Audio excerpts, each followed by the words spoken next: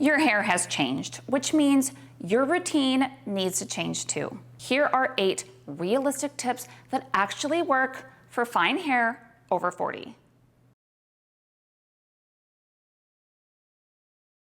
I cannot say this enough. The wrong haircut can create thinness that no product can fix. We need to be realistic with the type of haircut that our hair can support, which usually means minimal layers or no layers at all. When hair is overlayered, especially longer hair, we end up with ends that are see-through.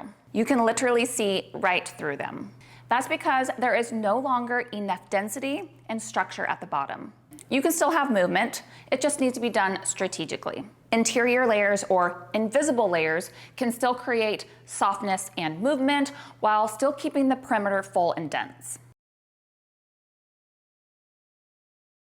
Your scalp is the foundation for healthy hair. A scalp serum is worth adding to your routine if you are experiencing dryness or flakiness, or if your scalp feels a little bit tight or irritated, or if you feel like your growth has slowed. Apply it directly to the scalp, not the hair, on sectioned dry or towel dried hair. One of the biggest mistakes I see is women applying the scalp serum to the hair and not the scalp. Create clean sections, apply it to the scalp, and let it absorb. Now here is a conversation that you should probably have with your doctor or your dermatologist. If your part is getting wider, or you're experiencing active thinning, or you're seeing more scalp than you used to, a conversation with your doctor is definitely worth having, specifically about Minoxidil. It's one of the few clinically proven ways to regrow hair. It comes in both oral and topical versions, and if you are going to be using a topical, I do recommend the foam version. It typically has less side effects. I do have a video on my best tips for using Minoxidil, and I will link that if you are interested. Another thing, do not wait till it's a bigger problem before you address it. The earlier that you can address hair loss, the better chances that you're gonna be able to regrow that hair, or at least preserve the hair that you do have left. When we start talking about volume and thinning, most women automatically reach for a volumizing shampoo. But after 40, oil production naturally starts to decrease, which can leave both your hair and your scalp on the drier side. Volumizing shampoos are designed to remove oil and buildup so that your hair can lift off your scalp. So they can sometimes leave your hair more on the drier side. Yes, we want volume, but not on the expense of our softness and shine. If your hair tends to be on the drier side, try using a hydrating shampoo paired with a volumizing conditioner. That way you're cleansing your scalp without stripping your hair while you're still getting the fullness and body that you're looking for. So if your hair is dry or highlighted, this little switch can make a big difference in how your hair looks and feels. This is something that I see a lot of women do as they get older. They stop using conditioner because they're afraid it's going to weigh their hair down. But if your hair is on the drier side, or if you are experiencing frizz or flyaways, you're probably making the problem worse. The fix is not skipping the conditioner, it's choosing the right conditioner. Choose formulas that are designed for fine hair or have a lotion-like consistency. They will help provide hydration without leaving your hair feeling heavy or flat. Just make sure that you're rinsing thoroughly. And here is a little hack. Try reverse washing. Apply your conditioner first and make sure that you really get it thoroughly on your roots, mids, and ends. Let it sit, do its job, then rinse it, and then shampoo. You still get the hydration benefits, but the shampoo removes any residue that may weigh your hair down. For some women with fine, dry hair, this could be a game changer. These are not the same thing, and knowing the difference can really change your results. Root lifting products give you height. They work by lifting the hair away from the scalp and help create volume when you blow dry. Thickening products give you density. They coat the hair by making your hair feel fuller and giving the appearance of more hair overall. If your hair feels flat at the roots, you need lift. If your hair overall feels thinner, then you need density. Apply your volumizing products, preferably a spray, at the root. Then apply your thickening creams or lotion from mid-shaft to ends. This combination will make your hair feel fuller and thicker while still giving you height at the roots, which is what makes fine hair look fuller overall.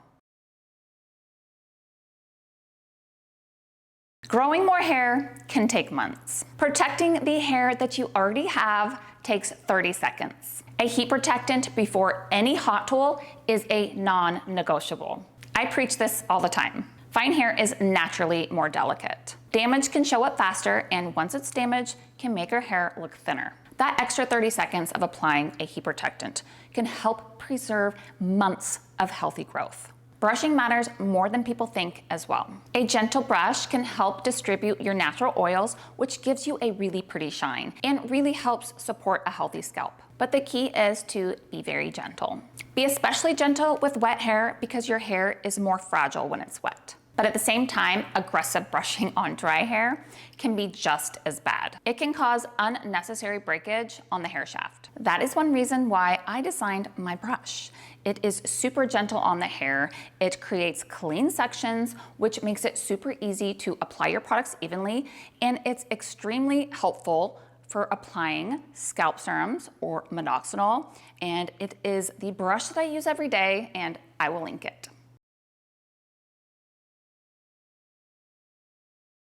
If you don't want to blow dry your hair, you can still get body and movement. Here is my favorite approach. Apply a lightweight volumizing spray at the root. Then let your hair air dry about 80 to 90%.